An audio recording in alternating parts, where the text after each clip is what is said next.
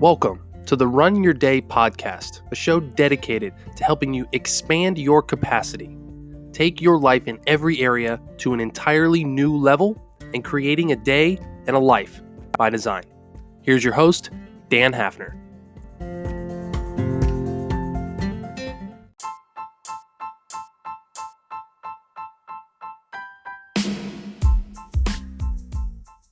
Hello, everyone. Welcome back to another episode of the Run Your Day podcast. As always, your host here, Dan Hafner. Super excited to join you today. Today's topic is this: the guy with 3 dogs. As always, appreciate you guys joining. Sit back, relax, and enjoy today's show. All right, my friends, welcome back to another show. I'm pretty pumped about this one. I don't know why, because it's basically just going to be me going through and telling you a little bit of the crazy dog story. If you haven't guessed it, the guy with 3 dogs is me. Yes, that is me. Yours truly, Dan Hafner here. My wife and I, we have 3 dogs. It's kind of funny, and I'm going to get into this throughout the show, but it's kind of funny, like the looks that we get from some people, especially when I'm walking them. And that's kind of the story I'm going to tell here in a second. But basically, like some backstory to this. We ended up with 3 dogs over the course of about 5 to 6 years, I think 6 years. So back in like 2014, I think it was, my wife and I, we weren't married yet. We were living together. We wanted a dog. Like we really wanted a dog, and we kept looking online, and we kept, like, you'd see dogs pop up and then they'd be gone, right? Like she was like, oh, there's this great dog. Oh, it was gone like 2 minutes, right? So we ended up seeing this post for these dogs that were like half hour away from us, these puppies that had just been born, and they were small dogs. And so we were like, well, let's just go. Let's just go. I was working a night shift. I was like, let's go when I get out. Let's just go and look at them. And I literally went there with every intention to just get the damn dog, because I was so sick of just looking for new dogs, and I was getting a little bit impatient, right? They were Chihuahua Shih Tzu mixes is what they were. And that's how we ended up with our very first pet, a little dog by the name of Lily, who was actually laying in my arm as I record this podcast. If you can picture me sitting in front of the computer with a little 8-pound Chihuahua in my arm. She's perfect. She's a good little dog. But that's how we ended up with Lily. And then about, I think it was 8 or 9 months later, we had decided, like, hey, Lily's kind of lonely. She might need a little companion. So we actually found another small Chihuahua by the name of Chico. Now Lily was a good dog until we got Chico. Like, seriously, Chico is crazy. If you know me, if you're a family member or friend that listens to the show, Chico's a very antisocial. He's the typical Chihuahua. Lily was never like the typical Chihuahua that was like bark and growl and do, like, she does that sometimes now, but only because Chico eggs are on. Chico's like the epitome of the Chihuahua that you see on TV, like mean, growls, nips, like does all the shit that Chihuahuas do, right? So anyway, like, our life was good. We were pretty happy for a while. We had these 2 Chihuahua dogs. Like, everything was great. Everything was grand. And then last fall, my wife was at work, and this foster dog, you can probably even hear him in the background.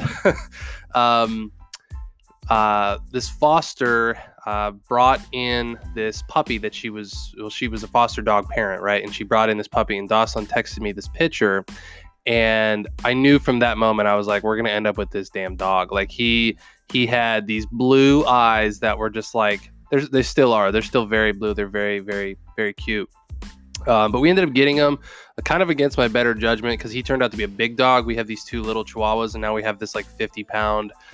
He's an Aussie Shepherd and Golden Retriever mix. He's actually a very, very pretty dog. If you follow me on Facebook, you can see pictures of him and stuff. His name is Jack. I think he's 7 or 8 months old now. He's fluffy. He's just a white fluff ball with these blue eyes. He's a really, really pretty dog. He's actually my running buddy. Him and I go for walks and runs all the time. But this, getting back to kind of the story, that's just a little bit of the backstory of how we ended up with these 3 dogs, because we don't have any kids yet, right? And these 3 dogs I end up taking. I tried for a while to just walk just Jack and then I would walk just the Chihuahuas, separately. And then it turned into like an hour of my day every day. Like, man, like I have other things to do. Like I can't just walk these dogs all the time. So I'm like, all right, we're going to try taking all three of them at once. Yes, my friends, the suicide mission of walking 3 dogs at once. Now, a lot of our neighbors around here have dogs. Not everybody walks their dogs. A lot of people have fenced in yards. They just let them run around. But a lot of people do walk their dogs, and a lot of people just have one dog that they walk, right? And our Chihuahuas, thanks to Chico, they bark at everybody. Like they bark at bikes, they bark at kids, they bark at people, they bark at other dogs. Like it's a shit show. It's an absolute disaster when we go for a walk. Like I've tried to train them, I've tried all this stuff. Like it just doesn't work. That's just I've just accepted it. It's just what they do. Like they just bark. They don't bite anybody. They just bark and they cause a ruckus, and that's just what they do, right? Jack is a little different on the other hand. He's a lot more friendly. He wants to go up and just love everybody. He'll lick you to death kind of dog. But needless to say, I'm carrying 3 leashes, right? We have those extendable leashes, those ones that retract, all that stuff. And I have 2 of those, and then I have Jack on his like one of those like 6 foot, just normal dog leashes. So as you can imagine, I look like a normal human being. I only have 2 hands. So I'm managing 3 leashes. I remember when we first got our second dog, like managing 2 leashes was like, I was like, oh my God, this is ridiculous. Like I can't figure this shit out. Like it was unbelievable. Right. So, and I know there's like different things you can use out there, and it just doesn't work for multiple leashes. But as I'm walking day by day, I start to see how these people with just one dog or just walking by themselves or whatever, they kind of give me this look of like disbelief, this look of like, why or how are you managing to walk 3 dogs at one time? Like, first of all, like I just see it in their face. I see it in their eyes. This look of just like, dude, like that looks like chaos. That looks like something that like I don't want any part of, right? They don't have to say it. They say, oh, they're cute, or, oh, can I pet them, or all this other stupid shit. You know what I mean? But you can just tell. You can just tell when people are just like, bro, like you got to get your life together. What's going on, right? But what's funny and how this applies to this life, if you're still listening at this point, I really appreciate you still listening because I have gone into quite a bit of backstory here. But when you decide to go do something different in life, when you decide that like, hey, I'm gonna go start a business, or I'm gonna go do this career that was a dream of mine that I never got the chance to do, or I'm going to go back to school, or I'm going to have a kid when I'm young, or I'm going to, quit my job when I'm 65 years old and go work as a part-time, pool instructor, or like whatever the hell you're going to do. Like there's always going to be people, always going to be people that look at you like you have 3 dogs. There's always going to be people out there that are like, bro, like, what are you doing? Why would you do that? Why would you engage in this behavior? Why would you do this thing? You seem to have X, Y, and Z in your life, so why wouldn't you go do this thing? Right? But all that is, they don't live your life. They live their life based on their storyline, right? They don't have your dreams. They don't have your desires. They don't have your goals. They don't have your life. You do. They have theirs. They have the filters that they see the world through, that they live their life by, the laws that they live their life by, right? You don't subscribe to that worldview or that way that they engage in their thought process in their life. So why worry about their opinion, or why worry about what they're going to think? There's always going to be those people. You're the guy, starting a business with no money or things like I did, and people are going to look at you like, dude, like, why? Just go get a job, right? But I knew in my heart that that's not what I wanted to do, that this is what I wanted to do.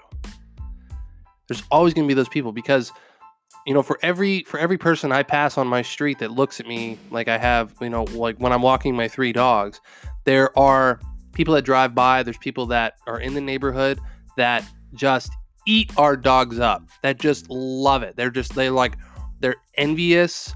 They're astonished that I can even pull something like this off, walking 3 dogs. People are like, dude, like, you got some skills. I'm like, hell yeah, I do. Freaking do this shit every day, man.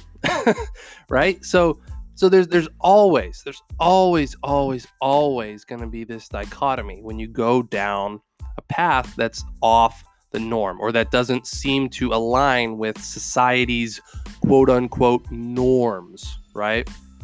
And you have to be okay with this. You have to expect that there's going to be people that are going to raise their eyebrows, they're going to talk behind your back, they're going to say some stupid shit about you that's probably not true. The haters, you can call them, right? Screw that. Who gives a shit? Like, honestly, they don't live your life. They don't pay your bills. They don't do the things that you do. They don't subscribe to the world the way that you see it. It's okay. That's actually a good sign. That's a good sign when you start to have people like that show up in your life, because it shows that you're getting attention. It shows that you're finally stepping into something that you're maybe meant to do. And this took me a long time. This took me a long time to get over this self-conscious feeling of like needing to conform, needing to be like, well, you know, I better do this because this is what this person or these people are going to think if I do X, Y, and Z. And then you just get to a point where you're just like, ultimately, no one cares. Like, those people that I pass that see me with 3 dogs, they forget about me 2 minutes later.